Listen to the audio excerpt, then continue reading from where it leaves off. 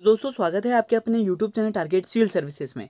तो आज है 26 जुलाई और 26 जुलाई से जितने भी करंट अफेयर्स के क्वेश्चन बनेंगे सारे क्वेश्चन को इस लेक्चर में हम डिस्कस करने वाले। और सबसे पहले हम देख लेते जो कल क्वेश्चन आपसे पूछा था। तो क्वेश्चन पूछा गया था कि हाल ही में किस राज्य में देश का पहला ग्रेन ATM स्थापित किया जाएगा। तो ये स्थापित किया गया है दोस्तों गुरुग्राम हरियाणा में। यहाँ पे करेक्ट आंसर हो जाएगा ऑप्शन 2। और दोस्तों यहाँ पर हम बात करें हरियाणा की, जिसके वर्तमान में मुख्यमंत्री मनोहर लाल खट्टर हैं और यहाँ के जो नए गवर्नर बने हैं वो कौन बने हैं, बंडारू दत्तात्रेय। तो अब स्टार्ट करते हैं दोस्तों आज के करंट अफेयर्स। पहला क्वेश्चन है कि पेगासस नामक स्पाईवेयर को किस देश ने विकसित किया है। तो इसे विकसित किया है इजराइल ने। यहाँ पे करेक्ट आंसर हो जाएगा ऑप्शन 2। तो मैं आपको बता दूं कि ये जो पेगासस स्पाईवेयर है यह जासूसी करने वाला एक सॉफ्टवेयर है। और साथ ही मैं आपको बता दूं कि ये जो पेगासस है इसको इजरायली कंपनी NSO ग्रुप द्वारा विकसित किया गया है। और ये जो पेगासस स्पाईवेयर है इसका जो प्रयोग है, मतलब इसका इस्तेमाल किसी व्यक्ति का निजी डेटा जैसे कि फोटो, वीडियो, संदेश और कॉल्स आदि को एक्सेस करने के उद्देश्य से किया जाता है। और इसे विकसित किया दोस्तों इजराइल ने। तो यहाँ पे हम बात कर लेते हैं इजराइल की। तो यह एशिया महाद्वीप में स्थित है, जिसकी राजधानी जेरूसलम है और यहाँ की करेंसी इजरायली शेकेल है।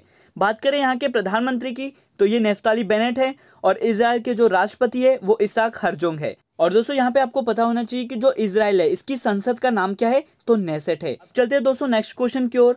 तो क्वेश्चन है कि हाल ही में भागीरथी अम्मा का निधन हो गया है, उनका संबंध किस राज्य से है। इनका संबंध है दोस्तों केरल राज्य से।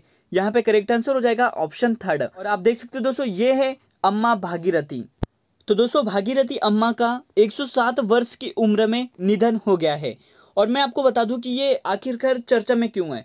तो दोस्तों ये जो भागीरथी अम्मा है इन्होंने साक्षरता परीक्षा 105 वर्ष की उम्र में पास की थी और गणित में इन्होंने 100% अंक भी प्राप्त किए थे। और भागीरथी अम्मा को वर्ष 2020 में नारी शक्ति पुरस्कार से भी सम्मानित किया गया था। तो यहाँ पे करेक्ट आंसर क्या हो गया दोस्तों, केरल। तो यहाँ पे हम बात करें केरल राज्य की, जिसकी राजधानी तिरुवनंतपुरम है और यहाँ के मुख्यमंत्री पिनरई विजयन और गवर्नर आरिफ मोहम्मद खान है। अगला क्वेश्चन है कि 32वें ग्रीष्मकालीन ओलंपिक 2020 में पहला पदक किस भारतीय खिलाड़ी ने जीता है। तो ये जीता है दोस्तों मीराबाई चानू ने। यहाँ पे राइट आंसर हो जाएगा ऑप्शन 2। और आप देख सकते हो दोस्तों ये है मीराबाई चानू, जिनका संबंध वेट लिफ्टिंग से है। और दोस्तों कल जो MPPSC प्री का जो एग्जाम हुआ था उसमें क्वेश्चन आया था कि जो अंतर्राष्ट्रीय ओलंपिक समिति है इसका मुख्यालय कहाँ पर है। और दोस्तों ओलंपिक से तो हमने बहुत सारे क्वेश्चन किए थे, लेकिन एक क्वेश्चन पूछा गया था कि अंतर्राष्ट्रीय जो ओलंपिक समिति है इसका मुख्यालय कहाँ पर स्थित है, तो लुसाने स्विट्जरलैंड में स्थित है। और एक और क्वेश्चन पूछा था कि किस भारतीय महिला ने व्यक्तिगत खेल में सर्वप्रथम ओलंपिक में पदक जीता था। तो ये किसने जीता था, कर्णम मल्लेश्वरी ने। कि 32वें ग्रीष्मकालीन ओलंपिक 2020 में पहला पदक किस भारतीय खिलाड़ी ने जीता है। तो ये जीता दोस्तों मीराबाई चानू ने। तो मैं आपको बता दूं कि 23 जुलाई को ओलंपिक 2020 खेलों का आगाज हो चुका है और भारतीय वेट लिफ्टर मीराबाई चानू ने वेट लिफ्टिंग में भारत के लिए पहला पदक जीता है। और इन्होंने दोस्तों 49 किलोग्राम के वर्ग में, मतलब 49 किलोग्राम कैटेगरी में रजत पदक अपने नाम किया है। अगला क्वेश्चन है कि AIFF महिला फुटबॉलर ऑफ द ईयर 2020-21 कौन बनी है। तो ये बन गई है दोस्तों नंगोम बाला देवी। यहाँ पे राइट आंसर हो जाएगा ऑप्शन 3। और आप देख सकते हो दोस्तों ये है नंगोम बाला देवी, जिन्हें AIFF महिला फुटबॉलर ऑफ द ईयर 2020-21 चुना गया है। और यहाँ पे दोस्तों हम बात कर लेते हैं ऑल इंडिया फुटबॉल फेडरेशन की, जिसकी स्थापना 23 जून 1937 को की गई थी और इसका मुख्यालय नई दिल्ली में स्थित है। और वर्तमान में अखिल भारतीय फुटबॉल महासंघ के जो अध्यक्ष है वो प्रफुल्ल पटेल है। अगला क्वेश्चन देख लेते हैं। क्वेश्चन है कि हाल ही में राष्ट्रपति भवन में किस बैंक की शाखा का उद्घाटन किया गया है। तो ये कौन सी बैंक की शाखा है दोस्तों, SBI की। यहाँ पे राइट आंसर हो जाएगा ऑप्शन 3 SBI बैंक।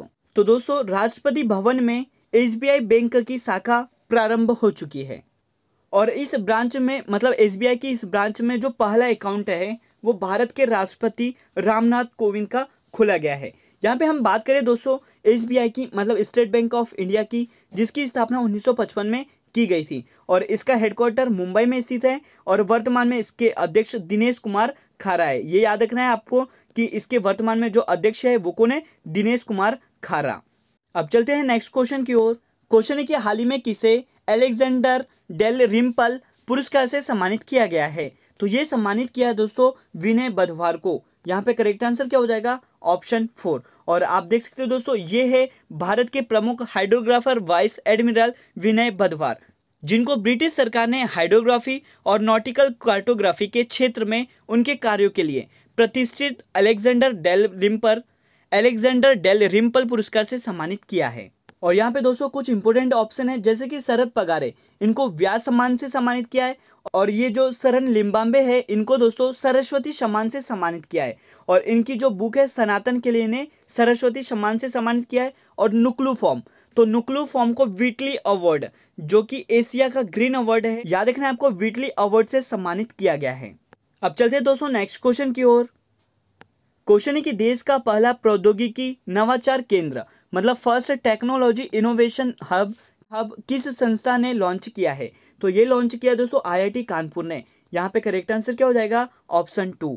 तो दोस्तों मैं आपको बता दूं कि जो भारतीय प्रौद्योगिकी संस्था कानपुर ने पहला प्रौद्योगिकी नवाचार केंद्र को लॉन्च किया है, और इसे एंटी ड्रोन प्रौद्योगिकी, घुसपैठ का पता लगाने वाली प्रणाली और ब्लॉकचेन और साइबर फिजिकल सिस्टम के लिए साइबर सुरक्षा समाधान खोजने के लिए इसको शुरू किया गया है। तो यहाँ पे आपको याद रखना है कि देश का पहला प्रौद्योगिकी नवाचार केंद्र किस संस्था ने लॉन्च किया है? तो आईआईटी कानपुर ने लॉन्च किया है। अगला क्वेश्चन है कि G20 पर्यावरण मंत्रियों की बैठक 2021 की जो मेजबानी है वो कौन सा देश करेगा? तो इसकी मेजबानी करने वाला है इटली। यहाँ पे राइट आंसर हो जाएगा ऑप्शन 2। और दोस्तों यहाँ पर हम बात कर लेते हैं G20 पर्यावरण मंत्रियों की जो बैठक हुई है, इसका उद्देश्य क्या है? तो इस बैठक में सभी देशों में आपसी तालमेल को बढ़ावा देना, जैव विविधता, महासागरों का संरक्षण, जलवायु, ऊर्जा और पर्यावरण संरक्षण के बारे में इसमें चर्चा की जाएगी।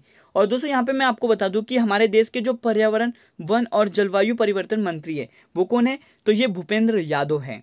अब चलते हैं दोस्तों नेक्स्ट क्वेश्चन की ओर। क्वेश्चन है कि असम कांग्रेस के नए अध्यक्ष कौन बने हैं? तो ये कौन बन गए दोस्तों? भूपेन बोरा। यहाँ पे राइट आंसर हो जाएगा ऑप्शन 3। और आप देख सकते हो दोस्तों ये है भूपेन बोरा, जिन्हें असम कांग्रेस के नए अध्यक्ष के रूप में नियुक्त किया है। और हाल ही में दोस्तों पंजाब कांग्रेस के जो नए अध्यक्ष है वो किससे बनाया गया था? तो नवजोत सिंह सिद्धू को बनाया गया था। और यहाँ पे दोस्तों हम बात कर लेते हैं इंडियन नेशनल कांग्रेस की, मतलब आईएनसी की। तो इसकी जो स्थापना है वो किसने की थी? तो एलन ऑक्टेवियो ह्यूम ने।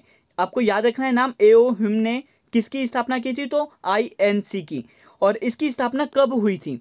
तो याद रखना है आपको 28 दिसंबर 1885 को भारतीय राष्ट्रीय कांग्रेस की स्थापना की गई थी। और इसका जो पहला अधिवेशन है ये बंबई में हुआ था, और इसकी अध्यक्षता की थी व्योमेश चंद्र बनर्जी ने। और आज का लास्ट क्वेश्चन है कि किस राज्य की सरकार ने जनजातीय समुदाय के उत्थान के लिए जनजाति भागीदारी योजना को शुरू किया है? तो ये शुरू किया है राजस्थान राज्य की सरकार ने। यहाँ पे करेक्ट आंसर हो जाएगा ऑप्शन 4। और आप देख सकते हो दोस्तों ये है राजस्थान के मुख्यमंत्री अशोक गहलोत। तो मैं आपको बता दूं कि राजस्थान सरकार ने राज्य के जनजातीय समुदाय के उत्थान के लिए जनजाति भागीदारी योजना के प्रारूप को मंजूरी दे दी है।